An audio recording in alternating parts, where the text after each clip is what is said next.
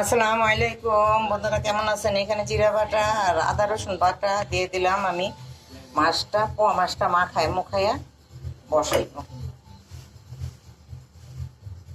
হলুদের গুঁড়া, মরিচের গুঁড়া,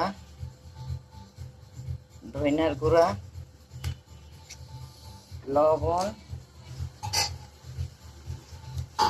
তেল।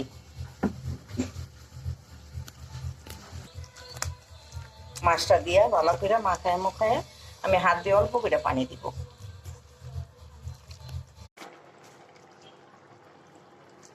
বন্ধুরা, তরকারিটা হয়ে গেছে।